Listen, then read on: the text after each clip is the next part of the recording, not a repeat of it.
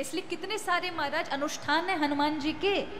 अगर आप चाहते हैं जीवन में कहीं कहीं अटक गए तो इन अनुष्ठानों को कर लीजिए। आपके पास हनुमान चालीसा है, सबको कंठस्थ होगी। ये जो हनुमान चालीसा है इसको साधारण नहीं समझिएगा। आपको मैं प्रामाणिक अनुष्ठान बताती हूं। हनुमान जी के इस हनुमान चालीसा का एक एक मंत्र सिद्ध है, एक एक चौपाई शुद्ध है, मंत्र मूल है, जागृत है। और ये सभी सावर मंत्रों में आता है। किन में आता है? सावर मंत्रों में आता है। ऐसे समझें, दो प्रकार के मंत्र हैं हमारे यहाँ ना, एक वैदिक मंत्र, एक सावर मंत्र है। वैदिक मंत्रों को जागृत करना आसान नहीं है। उनको भगवान शिव ने किलित कर लिया है कलयुग के कारण। लोग उसका कार्य में प्रयोग ना करें, इसलिए वैदिक मंत्रों को भगवान ने किलित कर लिया है। यानी ऐसा समझो कमरे में बंद कर लिया, बिना चाबी के नहीं खुलेंगे। अब इतनी सिद्धि करो और क्या पता हो या ना हो जागृत, तब वो फल देते हैं।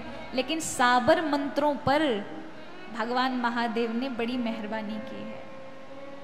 इसलिए कई बार आप देखो जादू टोना टोटके इत्यादि झाड़ फूक में जिन मंत्रों का उपयोग होता है वो वैदिक मंत्र नहीं होते, वो आपकी बोलचाल के ऐसे मंत्र होते हैं, लेकिन उनका असर होता है, उनको साबर मंत्र कहते हैं। उसी प्रकार ये हनुमान चालीसा की जो चौपाई है ये साक्षात मंत्र है। कोई काम नहीं बन रहा है, समझ नहीं आ रहा, हनुमान जी की प्रतिमा ले लीजिए, 21 दिन का अनुष्ठान करिए।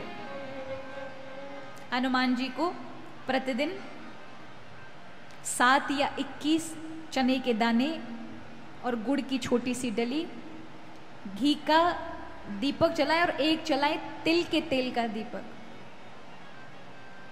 और हनुमान चालीसा का एक चौपाई को संपुट बना लीजिए, और एक चौपाई है दुर्गम काज जगत के जेते सुगम अनुग्रह तुमरे तेते। इसे संपुट बनाएंगे। क्या बनाएंगे? अगर आप चाहते हैं ये जीवन भर आपके काम करे तो मंगलवार वाले दिन या शनिवार वाले दिन 108 आहुति इसी चौपाई की कर लेना। क्या करना है? गाय के उपले को घी इत्यादि की आहुति दे करके आप पंचमेवा ले लीजिए, चावल ले लीजिए, कुछ हवन सामग्री ले लीजिए, नारियल का बुरादा ले लीजिए, बूरा डाल लीजिए, हनुमान जी के नाम से उसे मिला करके, नहीं आता कुछ कोई नहीं चलेगा, इन उंगलियों का प्रयोग करना हमेशा। इस वाली उंगली का कभी प्रयोग मत करिएगा माला जाप में या किसी में भी, जिससे हम डांटते हैं, इसको तर्जनी कहते हैं। कभी प्रयोग नहीं करना, और कभी कनिष्ठिका का नहीं। इन दो उंगली का हमेशा उपयोग का त्याग करना। तो किन से? इन उंगलियों का प्रयोग होता है ना। हाँ, उठाइए आहुति। दुर्गम काज जगत के जेते सुगम अनुग्रह तुम रहते स्वाहा। दुर्गम काज जगत के जेते सुगम अनुग्रह तुम रहते स्वाहा। 108 आहुति देने पर ये मंत्र जागृत हो जाते हैं। चौपाइयाँ एक जागृत हो जाएगी, और उसी का संपुट बना करके आप 21 दिन का कोई भी अनुष्ठान करिए, किसी भी कार्य को लेकर के ना। क्या करना पड़ेगा आपको? ये संपुट लगाना पड़ेगा। दुर्गम काज जगत के जेते सुगम अनुग्रह तुम रहते ते। श्री गुरु चरण सरोज रज निज मन मुकुर सुधार। वर्ण्यो रघुवर विमल जसु जो दायक फलचार। फिर दुर्गम काज जगत के जेते सुगम अनुग्रह तुम रहते ते।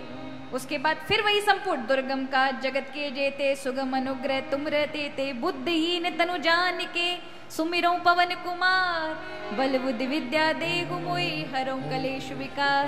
दुर्गम काज जगत के जेते सुगम अनुग्रह तुम। तो ये विशेष महाराज प्रभावशाली आपकी चालीसा हो जाती है जब किसी अनुष्ठान के लिए कर रहे हो, किसी विशेष सिद्धि की अगर आपको आवश्यकता है, किसी को भूत इत्यादि प्रेत पीड़ा की परेशानी, कहीं भी व्यक्ति नहीं सफल हो पा रहा और बहुत ज्यादा व्यक्ति को आंतरिक समस्या आ रही है, भूत पिशाच निकट नहीं आवे, महावीर जब नाम सुनावे। इस आहुति की 108 आहुति देने के बाद इसका 21 बार दिन का अनुष्ठान उसके परिवार में से कोई व्यक्ति कर ले, उसे बिठा करके फटक नहीं सकता महाराज। 21 दिन के बीच में ही चाहे कितनी भी बड़ी कैसी भी व्यक्ति को व्याधि हो छोड़कर जाना पड़ता है। तंत्र इत्यादि क्रिया लोग कर देते हैं, उनके लिए भी ये बहुत महत्वपूर्ण है। अगर आप ये इस विधि से हनुमान चालीसा का पाठ करते हैं अनुष्ठान विधि से, तो उसका तुरंत परिणाम है।